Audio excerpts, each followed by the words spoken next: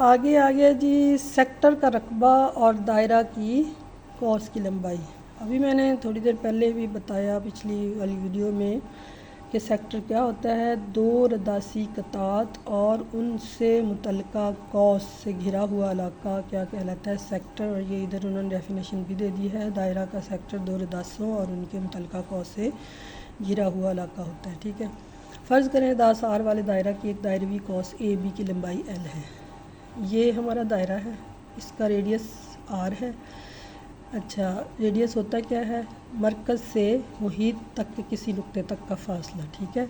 तो बी भी मुहीत पर है, ए भी मुहीत पर ही मौजूद है, तो ओ बी की वैल्यू कितनी है आर, और ओ ए की भी यानी वो भी एक रदास है तो उसकी भी वैल्यू क्या होगी, उसको भी क्या नाम देंगे, आर ही। ठीक है। अब इन ए और बी को मिला के जो कॉस बनती है उसकी लंबाई वो कहता है कि वो एल है, और थीटा रेडियन में उसके मरकज़ी ज़ाविया की पैमाइश है। 9th क्लास में हमने चैप्टर नंबर 6 में ये 6 या 7 में हमने ये ज़ाविये पढ़े थे। ठीक है, कि रेडियन जो थीटा जो होता है उसकी मेजरमेंट हम दो किस्म की कर सकते हैं, एक उसमें रेडियन में, एक डिग्री में। यहाँ पे इस फार्मूले में हमेशा रेडियन ही इस्तेमाल होगा। थीटा क्या है, रेडियन में इसके मरकज़ी ज़ाविया है, यानी ये कॉस जो है मरकज़ पर नुक्ता ओ पर जो ज़ाविया बनाती है उसकी पैमाइश कितनी है, थीटा है। अच्छा, एल और मुहीत 2 पाई आर की निस्बत क्या होती है, दो इकाइयों का आपस में ताल्लुक़, दो मुख्तलिफ़ कीमतों का आपस में ताल्लुक़। अब देखें, ये हमारी कॉस है जिसकी लंबाई एल है, ये हमारा दायरा है, ए से चले और वापस ए पर भी पहुंच गए। ये जो हम ए से चल के वापस ए पर पहुंचे तो ये क्या हो गया, उसका मुहीत। किसी भी दायरे का मुहीत जो होता है ना, यानी हम एक नुक्ते से चल के वापस वहीं पर पहुंच जाएं तो उसकी वैल्यू होती है 2 पाई आर।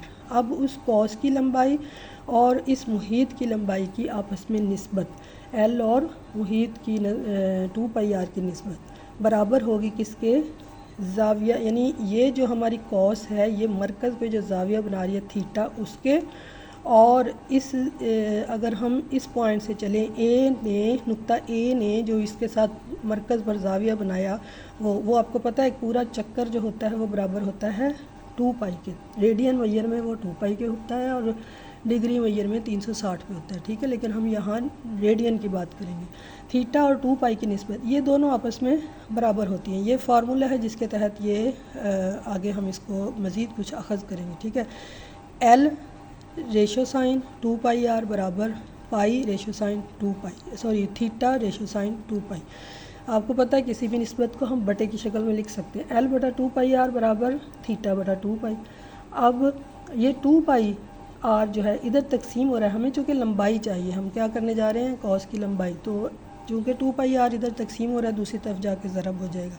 अब जब डिनोमिनेटर में भी एक वैल्यू मौजूद है और सेम वैल्यू न्यूमरेटर में मल्टीप्लाई हो रही है तो इसको आपस में कैंसिल किया तो हमारे पास एल बराबर क्या आ गया, आर थीटा, जहाँ थीटा रेडियन में है। ये फार्मूला भी हमने 9th क्लास में पढ़ा था। अच्छा जी, आगे फिर आ जाता है दूसरी चीज़ जो उसने हमें कहा था कि सेक्टर का रकबा। सेक्टर हमने अभी पढ़ लिया कि सेक्टर कैसे बनता है, एक कॉस और दो रदासों मिलकर जो दायरे का जो हिस्सा घिर जाता है वो। अच्छा, ये सेक्टर दो किस्म के होंगे। एक देखें, ए बी, अगर हम ए से चले बी पर जा रुके तो ये कौन सी है, कौसे सगीरा। अब कौसे सगीरा भी किससे बन रही है, ये दो रदास हमारे पास ओ ए और ओ बी है।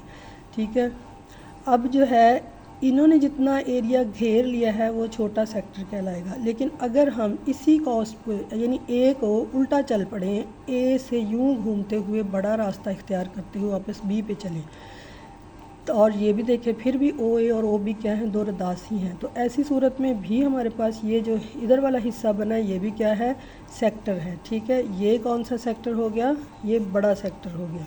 दो सेक्टर यहाँ पे आ गए, एक छोटा सेक्टर कौसे सगीरा से बनेगा तो छोटा सेक्टर, कौसे कबीरा से बनेगा तो बड़ा सेक्टर। दायरा के सेक्टर, अच्छा इसी तरह जब आप लोग पिज़्ज़ा खाते हैं, पिज़्ज़ा भी राउंड शेप में होता है, सर्कल की शक्ल में होता है, तो पिज़्ज़े का एक टुकड़ा जो होता है ना वो भी क्या कहलाता है, वो सेक्टर कहलाएगा। और इसी तरह घड़ी की सुइयों के दरमियान का इलाका, जैसे जो है फ़र्ज़ कर लें कि ये यहाँ पे हमारे जब फ़र्ज़ कर लें 3 बज गए हैं, 3 बजे हुए हैं। तो ये वाला जो हिस्सा है ये भी फिर सारा क्या कहलाएगा, ये सेक्टर कहलाएगा। एक सेक्टर जो है वो दायरे को 2 हिस्सों में तकसीम कर देता है, जिन्हें बड़ा सेक्टर और छोटा सेक्टर कहते हैं। ये तो है उसकी डेफिनेशन। अच्छा, रिदास आर वाले दायरवी इलाके के सेक्टर का रकबा क्या होगा, 1/2 आर स्क्वायर थीटा।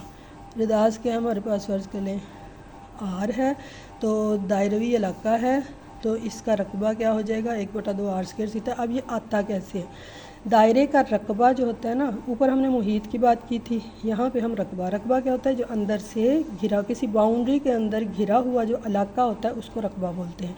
और मुहीत क्या होता है, वो बाउंड्री होती है, ठीक है, वो हदबंदी। अच्छा, तो यहाँ पे इसका किसी दायरे के अंदर का घिरा हुआ इलाका क्या कहलाएगा, दायरे का रकबा, और इसका फार्मूला होता है पाई आर स्क्वायर, ठीक है। अच्छा, इसमें आर क्या है, आर दायरे का रदास होगा। अच्छा, अब थीटा यहाँ पे क्या है, थीटा एक मरकज़ी ज़ाविया और इसे रेडियन में मापा जाता है। अब हमारी जो इधर मुल्हिका शक्ल बन रही है उसमें अगर हम, जैसे हमने देखें ऊपर भी निस्बत ली थी, उधर हम इसी तरह यहाँ पे अगर हम सेक्टर का रकबा और दायरे का रकबा इनकी निस्बत ले लें, सेक्टर का रकबा और दायरे का रकबा, ठीक है, बराबर होगा, ये निस्बत किसके बराबर होगी, सेक्टर का मरकज़ी ज़ाविया, ठीक है, थीटा, और दायरे का मुकम्मल ज़ाविया। किसी भी दायरे का मुकम्मल ज़ाविया जो होता है वो 2 पाई होता है। सेक्टर के रकबे को अगर हम ए से शो कर देते हैं, हम कहते हैं कि हमारे सेक्टर का रकबा ए है। दायरे का रकबा हमें पता है वो क्या है, पाई आर स्क्वायर, ठीक है। तो a/पाई r square is equal to sector का मरकज़ी ज़ाविया भी हमें पता है वो क्या है, थीटा है, तो थीटा बटा दायरे का मुकम्मल ज़ाविया कितना होता है, 2 पाई। अच्छा जी, अब हमें चूँकि सेक्टर का रकबा मालूम करना है तो ए के नीचे जो वैल्यू तकसीम हो रही है वो दूसरी तरफ जाके ज़रब हो जाएगी, a/पाई आर स्क्वायर थीटा बटा 2 पाई। अब इसमें जो चीज़ कैंसिल हो सकती है वो हमारे पास ये है, पाई ऊपर वाले पाई को कैंसिल कर देगा, तो हमारे पास क्या बचा, यहाँ पे सेक्टर का रकबा बराबर आ गया 1/2 आर स्क्वायर थीटा, ठीक है। अब ये फार्मूला हम आगे सवालों में इस्तेमाल करेंगे, और इसी तरह ये ऊपर जो L = आर थीटा वाला फार्मूला भी इस्तेमाल होगा।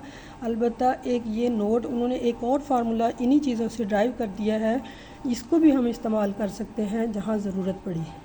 हमने कहा कि सेक्टर का रकबा बराबर है 1/2 आर स्क्वायर थीटा, ठीक है, लेकिन हमने ये चीज़ भी पढ़ी कि L बराबर क्या होता है, आर थीटा। अगर हम इसको थोड़ा ब्रेक करके लिख लें, अलग अलग करके लिख लें, 1/2 ज़रब आर थीटा, तो अब ये जो आर थीटा ये किसके बराबर है, इस लाइन से हमें क्या पता चल रहा है कि एल के बराबर है, तो हम यहाँ इसकी जगह पे एल लगा देते हैं, तो ए बराबर 1/2 आर एल, ठीक है। अब कोई ऐसा सवाल जिसमें हमें कॉस की लंबाई दी गई हो और हमें रदास दिया गया हो, तो हम आराम से सेक्टर का रकबा मालूम कर लेते हैं। मतलब जब इस तरीके से हल करना होगा तो हमें एक ये चीज़ मालूम होनी चाहिए, कॉस की लंबाई, और एक ये चीज़ मालूम ये रदास और कॉस की लंबाई अगर हमें मालूम है तो हम इसका सेक्टर का रकबा मालूम कर सकते हैं। जबकि इस फार्मूले के तहत हमें क्या कुछ मालूम होना चाहिए, हमें रदास और ये ज़ाविया, रेडियन वैयर में हमें ये ज़ाविया मालूम होना चाहिए, फिर हम सेक्टर का रकबा मालूम कर सकते हैं। इसकी एक मिसाल आ गई है, दायरे के सेक्टर का रकबा मालूम करें जिसका मरकज़ी ज़ाविया 60 डिग्री है। पहली चीज़ जो सबसे पहले हमने सवाल में देखनी है कि वो हमें जो ज़ाविया दिया गया है वो किस में है। अगर वो डिग्री में है तो हमने उसको रेडियन में कन्वर्ट करना है। रदास हमें 7 सेंटीमीटर, कॉस की लंबाई हमने मालूम करनी है, यानी ये इस फार्मूले के तहत हल होने वाला सवाल है। अच्छा, लेकिन सबसे पहले हम क्या करेंगे, थीटा हमें डिग्री में दिया है, हम उसको रेडियन में कन्वर्ट करेंगे। ये चीज़ हमने 9th क्लास में सीख ली थी कि 60 ज़रब पाई बटा 180, यानी जब भी हमने डिग्री से रेडियन में जाना है तो पाई बटा 180 के साथ ज़रब देंगे। इसको कैलकुलेटर से अगर आप हल करें तो हमारे पास 1.047 रेडियन आ जाता है। अब फार्मूले में वैल्यू दें इसको और देखें सेक्टर का रकबा क्या आ गया, 1/2 आर स्क्वायर थीटा। इसमें हमने 7 और इधर से 7 स्क्वायर और इसको हल किया तो हमारे पास वैल्यू आ गई है 25.65 सेंटीमीटर स्क्वायर। एक चीज़ जहन में रखें कि जब भी रकबे की बात होगी तो हमारा जो यूनिट होगा उसका स्क्वायर इस्तेमाल होगा, ठीक है। यानी हमने ये जो चीज़ निकाली है ये कितना है, 25.65 सेंटीमीटर स्क्वायर। अच्छा, आगे वो हमें ये भी कह रहा है कि कॉस ए बी की भी लंबाई मालूम करें। कॉस ए बी ये है लंबाई, ठीक है। अब इसके लिए हमारे पास दो फार्मूले, एक तो L = आर थीटा इस्तेमाल कर लें, या फिर वही दूसरा हम, वो थोड़ा सा कॉम्प्लिकेटेड हो जाएगा, हम इसी से कर लेते हैं। आर थीटा लगा के आर की वैल्यू हमें गिवन है, थीटा हमने मालूम कर लिया है, आपस में ज़रब दिया 7.33 सेंटीमीटर, यानी हमारी ए से बी तक की जो लंबाई है वो हमने मालूम कर ली, वो कितनी है 7.33 सेंटीमीटर। आगे मिसाल आ गई है, एक दायरा की कॉस की लंबाई और सेक्टर का रकबा बिल तरतीब 5 सेंटीमीटर और 25 सेंटीमीटर स्क्वायर है, यानी हमें ए दे दिया है 25 सेंटीमीटर स्क्वायर है और एल हमें दे दिया है, रदास और सेक्टर का मरकज़ी ज़ाविया मालूम करना है। अब हम वो जो दूसरा वाला मैंने कहा था ना, एक और फार्मूला है, उसको भी कर सकते हैं और वैसे भी हम दूसरे तरीके से भी। अच्छा, बहरहाल थीटा नहीं है, पहले अगर हम थीटा मालूम करते हैं तो उसके लिए हमें l is equal to r theta लगाएंगे। आर थीटा में एल की वैल्यू हमें पता है 5 और theta is equal to 5/r, ठीक है।